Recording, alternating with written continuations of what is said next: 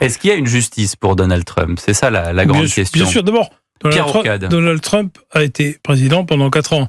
Alors, on le traite de fasciste, ça c'est le point Godwin, Hitler, etc. Il a été président pendant 4 ans, il a un excellent bilan. Alors le 6 janvier, il y a eu une émeute, mais il a appelé à l'apaisement, donc on ne peut pas le lui reprocher. Et pour cette élection, je pense que ce qui peut faire basculer la balance de son côté, c'est le vote des hommes noirs.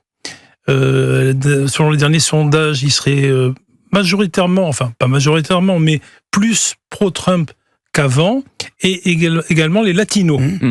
Les latinos. Des minorités, quoi, d'une manière générale. Alors pour ces raisons, moi je n'exclus pas, comme les appellent les Américains, un sweep, c'est-à-dire qu'il emporte 3 ou 4 États d'ici 2h du matin.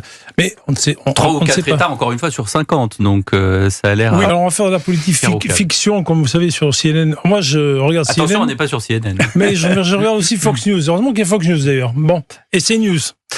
On va faire un peu de fiction. Alors, admettons qu'il emporte la Pennsylvanie. Ça, c'est vraiment l'État...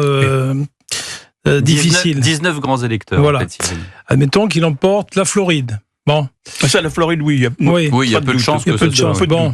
Après, il y a les États des Grands Lacs, donc le Wisconsin, Michigan. Il y a le Nevada, qui est aussi un peu divisé.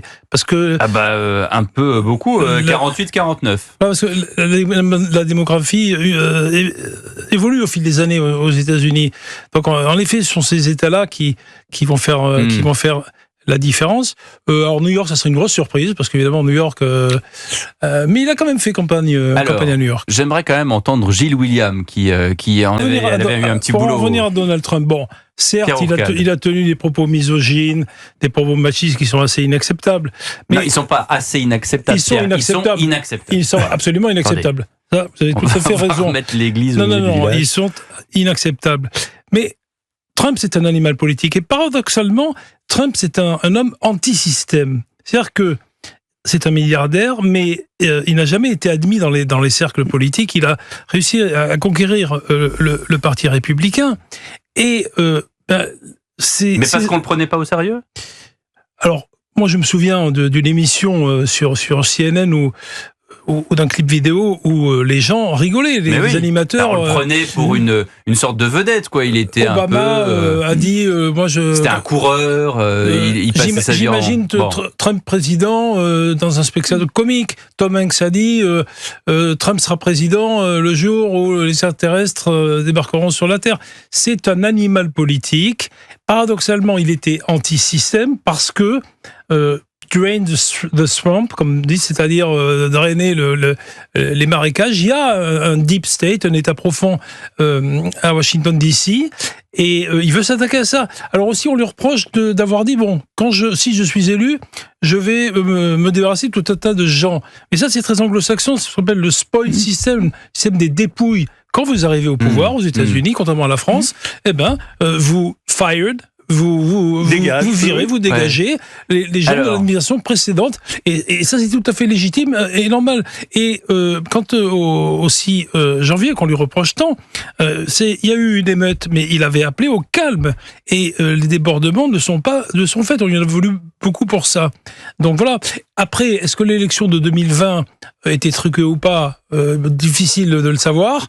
Moi, j'ai des petits doutes, mais j'ai le traitement, rapidement, parce qu'il faut depuis 2016 de la presse française à propos de Donald Trump est une véritable honte. Oui. On ne parle que de lui, on le traite de fasciste. Jamais on ne le reconnaît, alors que son bilan dans ces 4 ans de présidence est remarquable, et ça on ne le dit jamais, sauf ici et sur CNews. En tout cas au point de vue économique. Pour revenir à Kamala Harris, depuis 4 ans, non seulement elle a dissimulé le fait que Joe Biden était devenu sénile, mais elle a fait quoi depuis 4 ans? Elle n'a rien fait. Alors oui, elle est venue à Paris une fois. Elle a été présidente pendant 2 heures, je crois, pendant une opération de Biden. Opération. Donc elle est venue à Paris une fois à l'Institut Pasteur, et d'ailleurs elle a pris un accent français ridicule, mais en gros, elle veut se détacher du bilan Biden, qui est très mauvais au niveau économique, au niveau de l'immigration, mais elle n'a fait quoi? Qu'est-ce qu'elle a fait? Elle n'a absolument rien fait. Elle a été nominée tardivement, mais pas par un vote populaire, parce qu'elle était le vice-président. Au niveau des idées, tout ce qu'elle passe son temps à dire, je souhaite la prospérité, blablabla, il n'y a absolument aucun programme économique derrière, alors que lui, Donald Trump... Et puis il faut bien se souvenir la relation amour-haine entre les États-Unis et la France. Peut-être parce que les États-Unis sont venus nous sauver 2 fois. Et depuis Reagan, Bush, les médias ont toujours dit Reagan c'était un clown, un acteur, Carter c'était un vendeur de cacahuètes. Les Français ont cette relation amoureuse avec les États-Unis, alors que la culture américaine est prévalente en France, mais ils n'arrivent pas à l'admettre parce que nous avons été une grande puissance, nous ne le sommes plus, et on réagit comme une grande puissance, une ancienne grande puissance qui ne l'est plus, et on regarde l'Amérique avec admiration, et on les critique aussi. Grosse erreur également de Kamala Harris. Vous avez le gouverneur du Minnesota, Joe Shapiro, qui avait été présenté, qui est démocrate, et qui est le gouverneur. Ah oui, Shapiro, pardon, j'avais pas compris. Voilà, qui est le gouverneur du Minnesota. Oui. C'est cet État clé. Voilà. Donc, accessoirement, il est juif, et le vote juif compte aussi aux États-Unis avec tout ce qui se passe en Israël et à Gaza. Voilà. Et là aussi, il faut se souvenir que le beau-frère, le beau-fils de Trump est juif.